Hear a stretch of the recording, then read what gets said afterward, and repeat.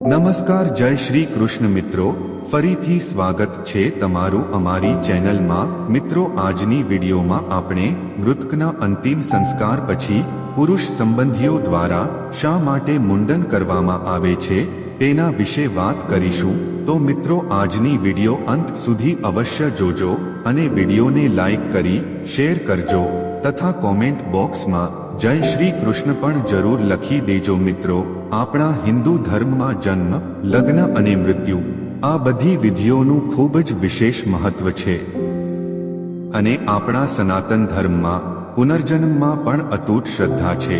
તેથી જ મૃત્યુ પછી મૃતકની આત્માને મોક્ષ અને શાંતિ પ્રદાન કરવા માટે પણ ઘણી બધી વિધિઓ કરવામાં આવે છે। પરંતુ શું તમે ક્યારે વિચાર્યું છે કે તેની પાછળનું ધાર્મિક અથવા સામાજિક કારણ શું છે? ગરુડ પુરાણ અનુસાર કર્મકાંડો અને કર્મ કરવાથી જ આત્માને મોક્ષ મળે છે, અન્યથા ખરાબ કર્મોથી તે આપોઆપ અધોગતિ પામે છે। આ પ્રક્રિયામાં માથા અને ચહેરાના તમામ ભાગોના વાળ કાપવામાં આવે છે।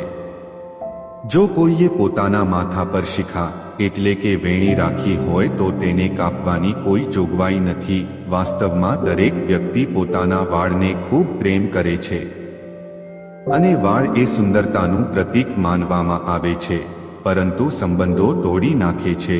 મૃતકની આત્મા તરત જ તેના મૃત્યુને સ્વીકારવા તૈયાર નથી હોતી, તેથી તે મૃતદેહની આસપાસ ફરતી રહે છે અને પછી તે ઘર અથવા પરિવારના સભ્યોની આસપાસ ફરતી રહે છે। આ સંપર્કને સંપૂર્ણપણે તોડવા માટે માથા પરના વાળ કર્યું છે અને વર્ષો સુધી તેમની સાથે રહ્યા છે। તેમના વિકાસ માટે બધું જ બલિદાન આપે છે। તેમના સુખદુઃખમાં હંમેશા તેમના પરિવારની પડખે રહે છે, પરંતુ જ્યારે તેઓ તેમના પરિવાર માટે ઘણું બધું કરીને મૃત્યુ પામે છે ત્યારે સંબંધીઓ મુંડન કરે છે તેમના સાંસારિક કૃતજ્ઞતાના ચિહ્ન તરીકે, જેથી કરવામાં આવે છે જેથી કરીને શરીરને ફરીથી સાફ કરી શકાય। મુંડન કરાવવાથી આપણે ઘણા પ્રકારના ચેપથી મુક્તિ મેળવીએ છીએ, કારણ કે સ્ત્રીઓ સ્મશાન ગૃહમાં નથી જતી, તેથી તેમના વાળ કપાવવાની કોઈ જોગવાઈ નથી। તેથી ફક્ત પુરુષ સંબંધીઓને વાળ વ્યક્તિના પરિવારના સભ્યો માટે ધાર્મિક વિધિઓનું પાલન કરવું જરૂરી છે। અંતિમ સંસ્કાર કરનારાઓ માટે 12 થી 13 દિવસ માટે, એટલે કે મૂળભૂત રીતે આ સમયગાળો સવા મહિના એટલે કે 37 થી 40 દિવસ સુધી ચાલે છે, કારણ કે નક્ષત્રનો એક સમયગાળો 40 દિવસમાં પૂર્ણ થાય છે।